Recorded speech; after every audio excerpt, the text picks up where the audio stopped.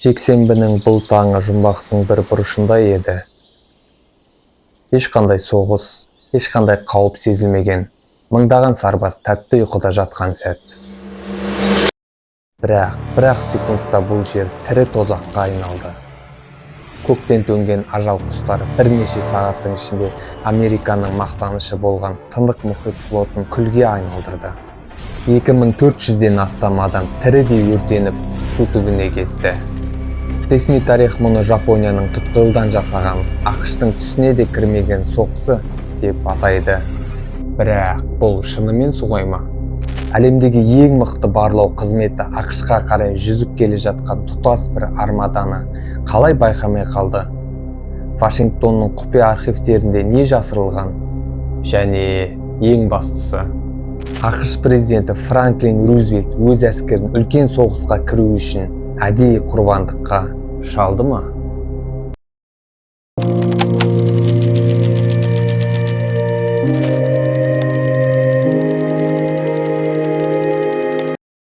Ақиқаттың астын қазбаламас бұрын, сол күні Пёрл-Харборда нақты не болғанын бірге көрейік. Шабуыл басталғанда сарбаздардың көбі не болып жатқанын түсінбеді. Олар мұны ақш армиясының өз жаттығуы деп ойлаған. Жоғарыдан тасталған алғашқы бомбалар кемелерді қақ айырғанда ғана зұлымдықтың беті ашылды. Мен палубада тұрғанмын.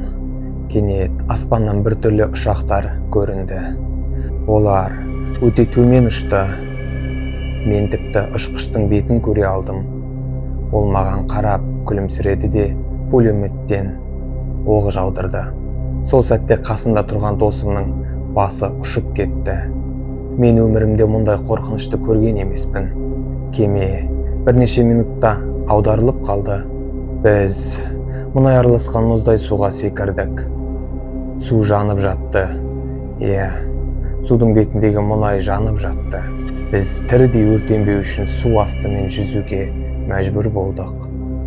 Судың бетіне шықсаң өрт, судың астына қалсаң тұншығып өлесің. Дональд Страттон, Аризона кемесінің матросы. Ең сорақы тағдыр Аризона линкорындағы сарбаздарға бұйырды. Салмағы 800 келілік алып жапон бомбасы кеменің оқ-дәрі сақтайтын қоймасына дәл тиді. Орасан зор жарылыс кемені екіге бөліп, бірнеше секундтың ішінде 1177 адамның өмірін қиды. Олардың көбісі тіпті оянып та үлгермеді. Үлкен кеме олардың табытына айналды. Бірақ тозақ мұнымен аяқталған жоқ. Ең соңындағы су астында қалған кемелердің ішінде тірі қалғандар еді.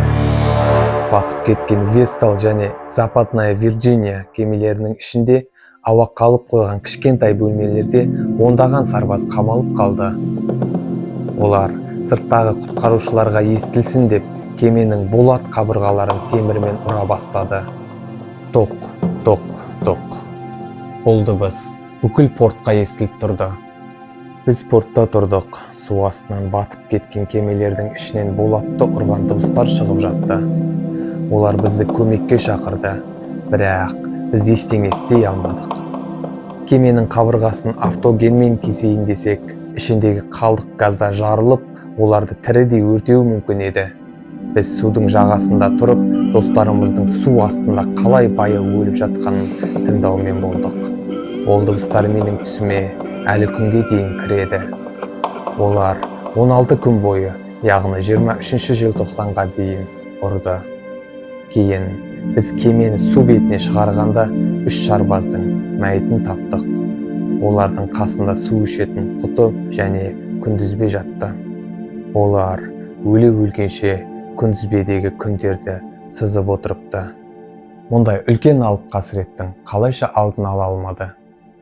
Вашингтон мұны байқамады ма? Әлде бұл бір саяси ойын ба? Енді біз сендермен бірге ең жұмбақ фактілерге кірісейік.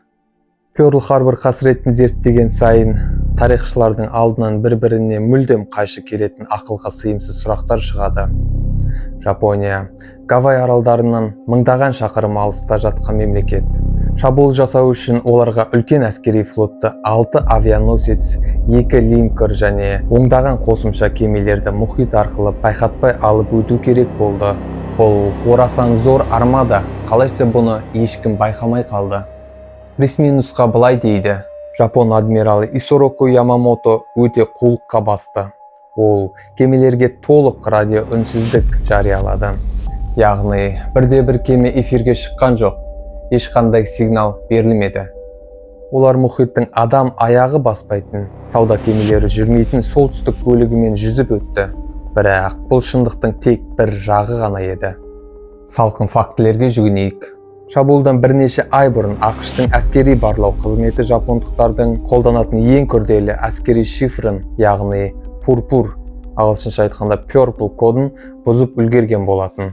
Вашингтон, Жапония үкіметінің өз елшілеріне жіберген құпия хаттарын өздерінен бұрын оқып отырды.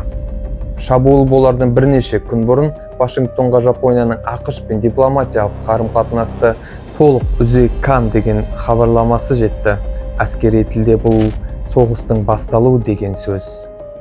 Олай болса, неліктен Пёрл Харбордағы командирлерге бұл құпия хабарлама жеткізілмеді?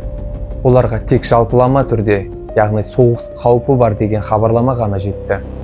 Олар нақты соққының бәрі өздеріне қарай бағытталған білген жоқ. Бұл жерде ең үлкен жұмбақ басталды.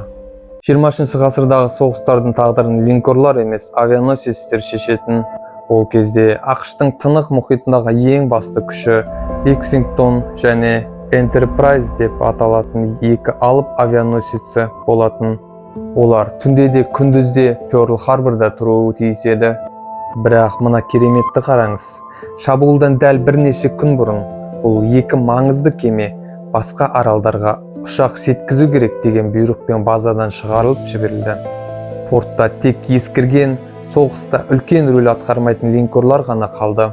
Жапон ұшақтары соққы бергенде ақш-тың ең басты әскери күші авианосецтер мұхиттың қауіпсіз бұрышында аман есен тұрды. Бұл кездейсоқтық пе? Әлде Вашингтон шабуылдың болатын алдын ала біліп, өзінің ең құнды қаруларын тығып үлгерді ме? Біз базада қалдық. Түнде авианосецтердің порттан шығып бара жатқанын көрдік. Бізге бұл жай ғана кезектегі жаттығу деді. Бірақ шабуылдан кейін бәріміздің көкейімізде бір сұрақ қалды. Неліктен олар ең жақсы кемелерді алып кетті де, бізді ескі темірлермен бірге ажал аузына тастап кетті. Бізді тірі жемтік ретінде қалдырғандай сезіндік. Джек Ругер, Пёрл Харбор ардагері. 7 желтоқсан, таңғы сағат 7:02. Пёрл Харбордың солтүстік жағалауындағы Опана радар станциясында 2 жас сарбаз кезекшілікте тұрған еді. Кенеттен олардың экранында өмірінде көрмеген үлкен ұшақтар тобы пайда болды. Олардың саны жүздеген еді. 2 сарбаз шошып кетіп, бірден орталық штабқа қоңырау шалады. Штабта сол күні кезекшілікте отырған лейтенант Майкл Коллан бұл хабарды естиді. Бірақ ол уақытта ақш-тың өздерінің F-17 бомбалаушы ұшақтары Калифорниядан Гавайяға қарай ұшып келе жатуы керек болатын. Лейтенант радардағы ұшақтарды өз ұшақтарымыз деп ойлайды. Және ол тарихта қалған ең қатерлі сөздерді айтады. Уайымдамаңдар, бұл біздің ұшақтар. Сағат 7:55-те сол біздің ұшақтар деген топ Пёрл Харбордың төбесіне жетті. Бірақ олардың қанатында ақш-тың жұлдызы емес, Жапонияның қан қызыл күннің белгісі бар еді. Тозақтың қақпасы ашылды.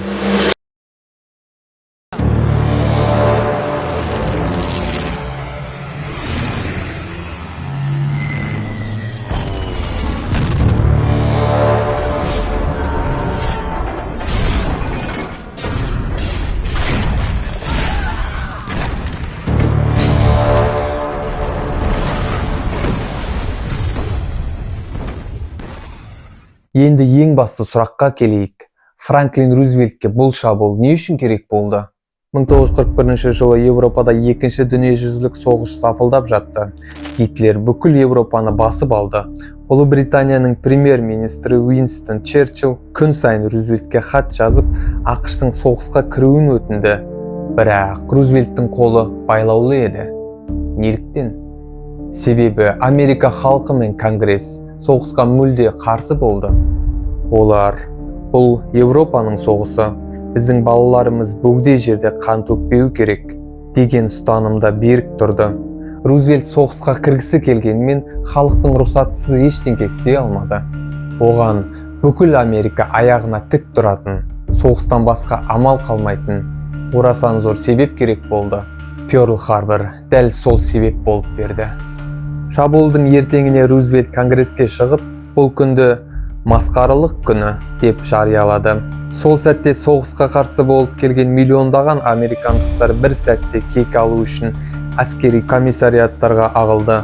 ақш соғысқа кірді. Осы соғыстың нәтижесінде ақш әлемдегі ең қуатты супердержаваға айналды. Бүгінгі күнге дейін ресми үкімет ақш шабуыл туралы ештеңе білмеді. Бұл барлау қызметінің үлкен қателігі деген нұсқаны ұстанады. Бірақ Пёрл-Харбор су астында қалған мыңдаған сарбаздардың рухтары әлі күнге дейін шындықты іздейтіндей болып көрінеді. Аризона Линкорннан әлі күнге дейін мұнай тамшылап ағып жатыр. Мамандардың айтуынша, кеме ішіндегі жанармай таусылғанша бұл процесс тағы 100 жылға созылуы мүмкін. Бұл сол тозақта қалып қойған 2400 сарбаздардың тірі тарихқа қалдырған соңғы хаты секілді. Саясат өте үлкен құрбандықты талап етеді, ал ол құрбандықтардың орнын қарапайым адамдардың қанымен толтырады. Ал сен қалай ойлайсың? ақш шынымен де бұл соққының болатынын білген жоқ па? Әлде бұл саясатпен жазылған үлкен бір сценарий ма? Егер шығарылым ұнаса, лайк басып пікір қалдыр және каналға тіркел. Қолдауларыңа рахмет. Сау, саламат.